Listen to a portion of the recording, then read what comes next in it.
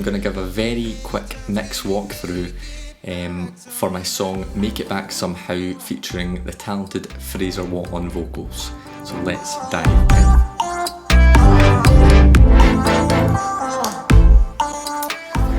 So I'm going to do a bit about just the general instrumentation. I'm going to give a bit about my favourite plugins, and then just some general kind of sound design choices as well as I go through.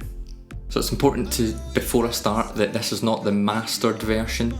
Obviously the mastering process is separate to the mixing, so usually you'll export the mix and then master it separately, so it might sound slightly different just on the limiting to the mastered version, but by and large this is the final mix choices that I made throughout the production. So first things first, let's start at the very start and work our way through the song, and I'll show you some of my instrumentation. So at the very start of the song, I have this kind of plucked theme which lasts throughout the majority of the song, which is actually what I built the song on. So I'll play you a bit of that now.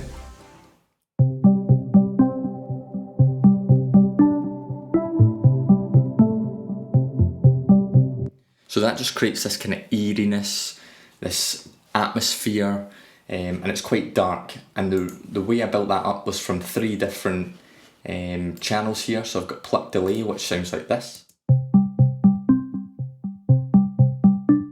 So you can hear the delays in there. I've got a plucked horn.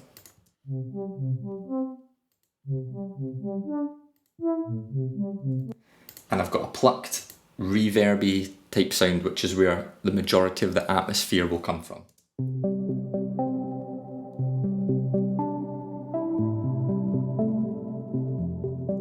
So I actually like all 3 sounds on their own, but when you combine them all, it just really creates this kind of unique sound design choice that I really like.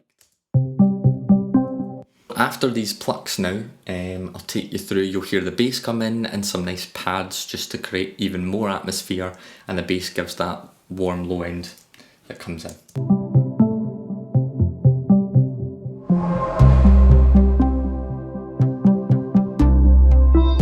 So you can see again I've brought in another pluck, again just to further emphasise the melody and to bring in another area of interest in the melody itself.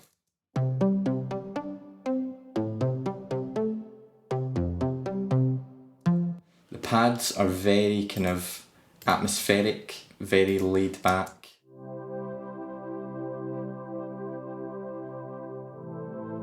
Very subtle indeed.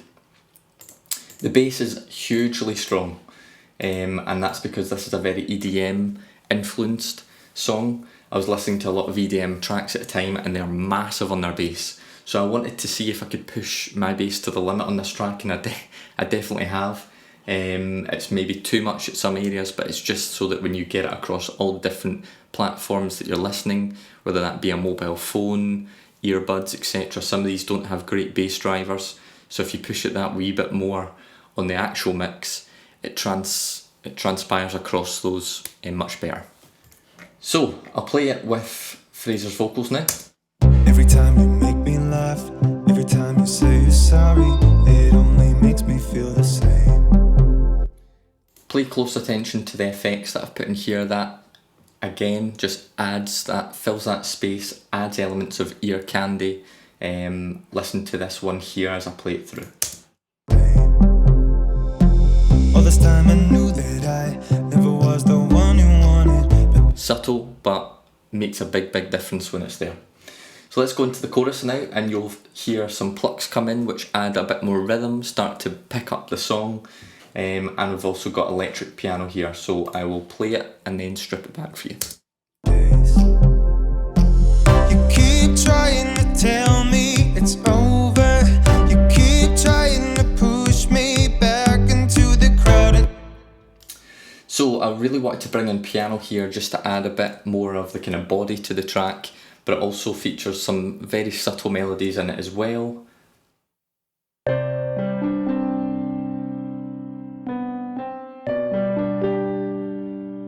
So you can see there that I have deliberately merged again 2 signals, one electronic piano sounding and one acoustic piano sounding, just to create, again, a unique tone.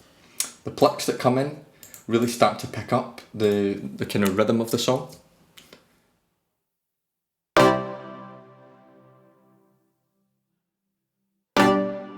And they're quite wide in the mix, so they really kind of punch through from left and right at you. And most importantly, this is when the rhythm really starts to build, and the majority of the rhythm in this song comes from the kick, because it's an EDM track or EDM inspired track. The kick is absolutely fundamental, and I spent a good bit of time trying to get the right kick tone and sound by listening to reference EDM tracks.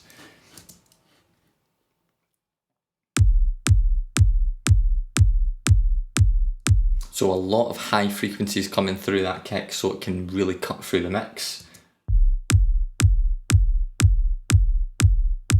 And that's where you're hearing that kind of snap. So it really is present and really a present rhythm in the song. You keep trying to tell me it's over. So one of the things I'll dive into now in terms of my choices, if you look at the kick here, I've got loads of stuff on it. I've got some initial EQ where I roll off the absolute lows. But if you look here, I've got two little ducks which is sidechained to audio 5, which is your bass. And what I'll do here is I've chosen these frequencies in the bass guitar or bass element to really, I want them to come through. So the kick and the bass are always competing around the same frequency zone, so what I'll do is I'll just duck them slightly. So you'll see that happen hopefully now.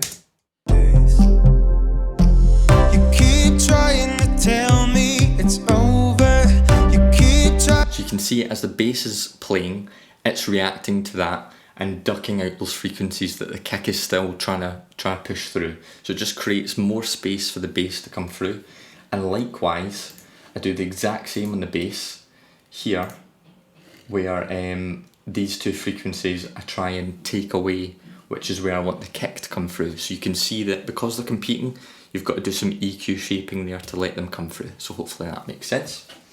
Pro Q3 is a fantastic plugin for that reason, but it's a bit expensive. I think you've got to invest in that one. It's not free. Finally, in the chorus and the build up to the drop, which is the centerpiece of this song, you'll find this long noise sweep, which is just a kind of white noise sample to bring the motion up before you drop it into the big sound in the drop. You keep trying to push me back into the crowd, and every second we waste makes it colder. How many times can we make it back somehow? Okay, so now we're into probably the main element that I wanted to focus on in the song, because it's EDM inspired, which is the drop.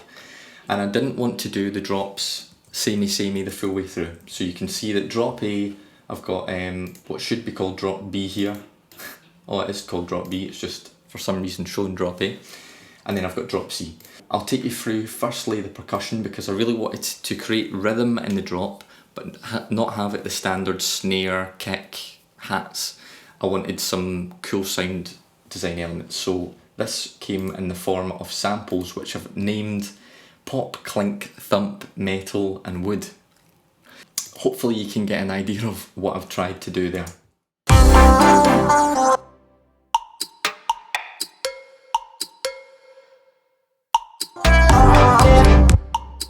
So it's subtle, but they really do poke through, and they add a much different vibe to the drop itself than just a kick and a snare. Focus of the drop as well is vocal chops, so let's listen to those.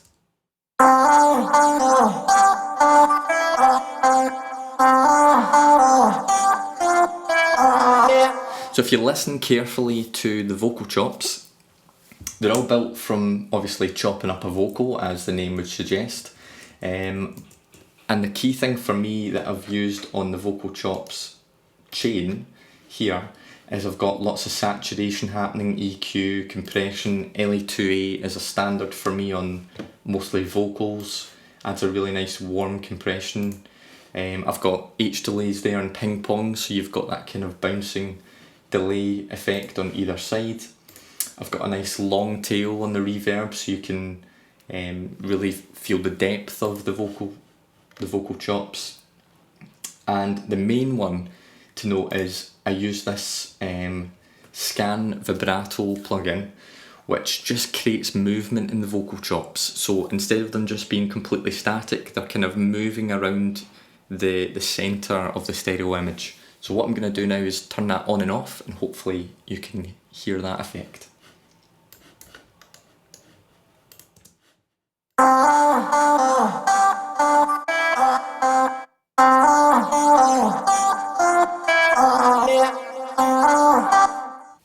So the final thing worth mentioning in the drop is obviously the drop synths, which I've got a specific bus here for. In terms of the synth itself, it's called Rising Synth here, and I'll let you hear it on its own.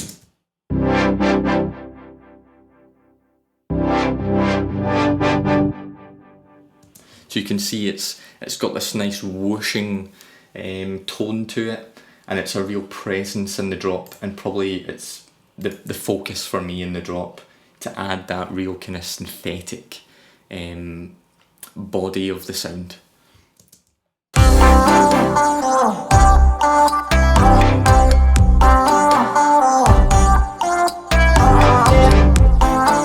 So you can see when I take it out, the drop just sounds completely different, so it's an absolute fundamental primary instrument in that drop section. And now I'll take you into the next section. Another picture off the wall, but you didn't think I'd notice. Is this all part of the game? So you can see here I'm going back to the original theme of the intro into verse 1, and I'm sticking with the same themes, but I'm building on it slightly. So I've now got the pads coming in here straight away, I've got the electric piano in where it wasn't before, and I've got the bass continuing from the off, snaps, kicks. So I didn't have the kick in verse A, so again I'm showing that momentum's came down, but I'm not completely taking it away, so that there is still a bit of a distinction and a bit of a difference since the initial verse. I know you fantasize about things you always wanted. You can't hide the memories we made. You keep trying to tell me it's over. So how have I added a difference here? Hats. And if you listen carefully, the hats are bouncing off from left and right, hence the two channels here, in which I've got them separately panned, hard left and hard right. You keep trying to push me back into the crowd, and every second we waste makes it colder. How many times can we make it back somehow? So one thing to note in particular is I deliberately add the lead vocals in a verse and chorus track separately, because I treat them separately in terms of interest. So I want to build a difference between the verse and the chorus. Usually the chorus, you want it to become wider, you want it to become bigger, etc. So I've kind of emphasised that in my tracks here, where in the verse I've got still a lot of plugins I'm using. I'm de-essing with the Eiosis, or however you pronounce it. I've got some EQ there. I'm adding some fundamental extra grit with the Vitamin plugin, which is great for that. And again, I've got my LA2A, which is standard on my vocals, and a Renaissance compressor. So what I'll do on vocals a lot is I'll add two compressors in series with, it just means that they work that little bit less, but they still control the dynamics really well, but they don't swamp the vocals, which is what happens sometimes when you've got a dynamic performance. The compressor will need to act quite hard, and that will really kind of shrink the dynamics of that vocal performance. So what I find is if you use two compressors in series, they both work that little bit less hard. It's like two friends helping each other. So you maintain the dynamics as best you can, but prevent the spikes coming through that really kind of punch and create that kind of uneasy feeling for the listener. You keep trying to tell me it's over. You keep trying to push me. One thing that you can see is on all my tracks I've got these bus groups. So I've got drop synths, I've got leads, I've got mids, bass, drums. These are all where I send all my drum tracks to. So all these are routed to bus 1, which then I go through the final effects, and that allows me to control all my tracks in the drums group at once. And what I usually do, which is quite common for me, is I'll put it through the virtual mix rack by Slates Digital. Absolutely fantastic overall plugin, which has so many different elements to it. So here I'm adding a bit of analog warmth to it by simulating it going through a Brien console, and then putting it through again a typical analog EQ, just to create that different tonality coming through there. A bit of saturation I'm adding, and again I'm doing 2 compressors in series, one to add a bit of parallel compression and one to just prevent a bit of clipping there. So this is an absolutely brilliant plugin that I'll do for all my bus groups. And what it means is, particularly with the EQ, when I'm notching off certain elements in the drums, I can replicate that in the bass and make sure that the bass is going the opposite way. So the frequencies are coming through where you want them on certain drum buses across the certain track groups, and on the other ones, you know, there's a bit of give and take there. So it really allows you to shape your overall track groups, which is fantastic. So next probably is, again, we're building up to the next drop, and again, to make it different, I've added different elements. So I've added an extra drop synth and an extra layer of the vocal chops here, which are pitch shifted up an octave, just to create that difference. So have a listen to that going in now. When will tomorrow be today?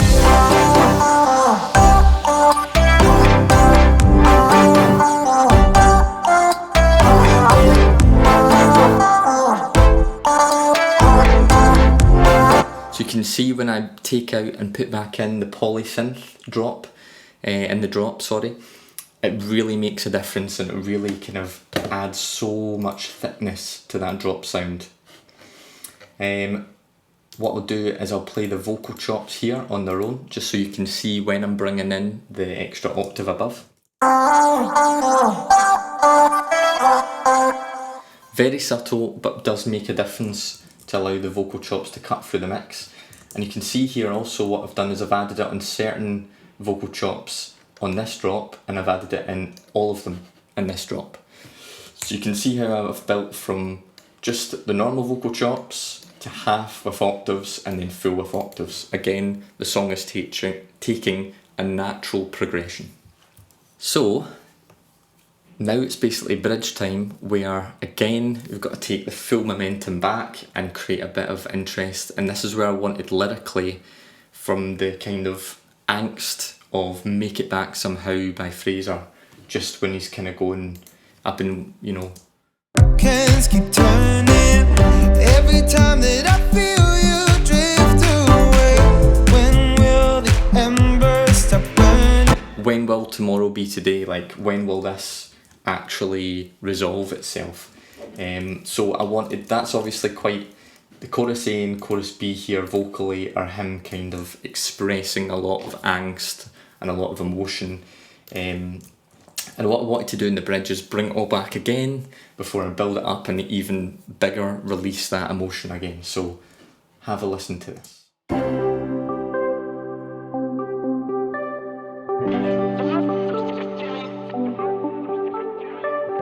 So here, the thing of note is this radio effects here, which is just, I think, a stock Logic loop sample even. And what I've done here is I've added, again, a lot of delay, which you can hear ping-ponging across. So I'll play that for you on its own.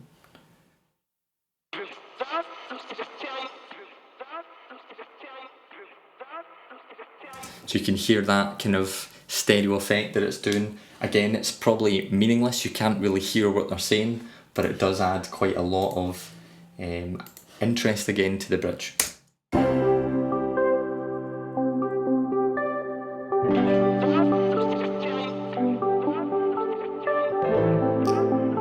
So I'm bringing in the snaps here to start that build up, starting it very, very simply with snaps and building it up within the build section to include snares, claps at the end, the kick, etc. I'll just move out so you can see some of the waveforms.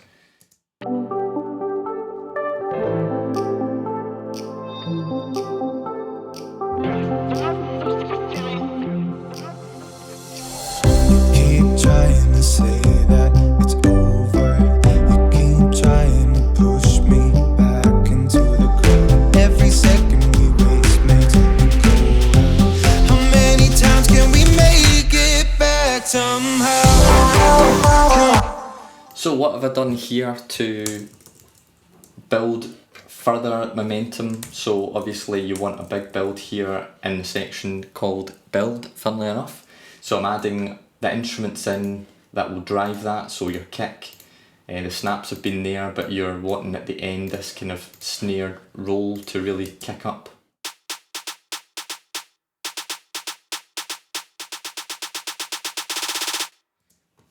What I've done here in the effects is I build it up with a noise sweep, and then I use the body of a noise sweep, and you can see I've kind of created this fade in and fade out, which is this, you've built it up, taken it away, and then you're suddenly bringing it up again before you smash. So have a listen to this on its own.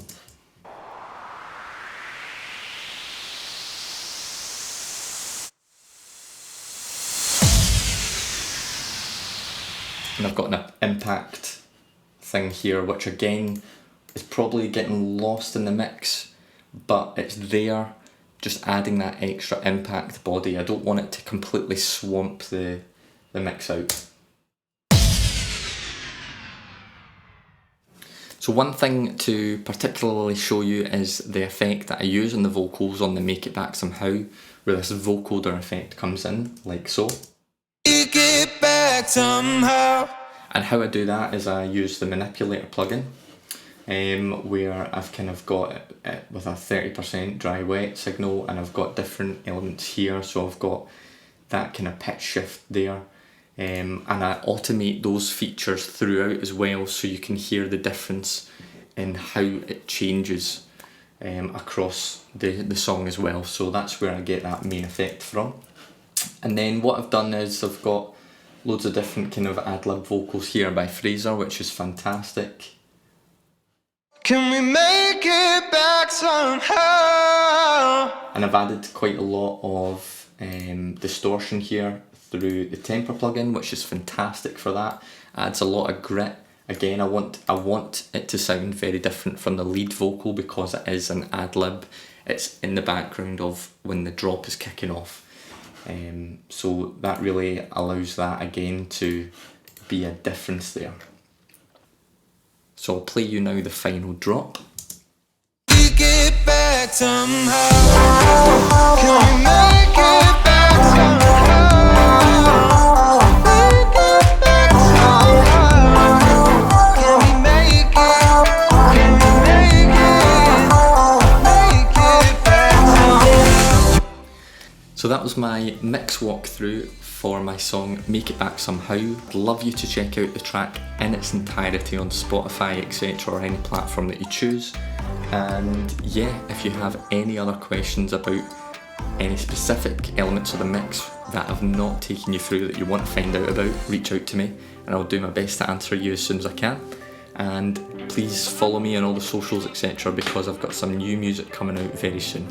And some of that is very different to this as well, so hopefully you'll enjoy the variation of the music that I produce. You keep trying to say that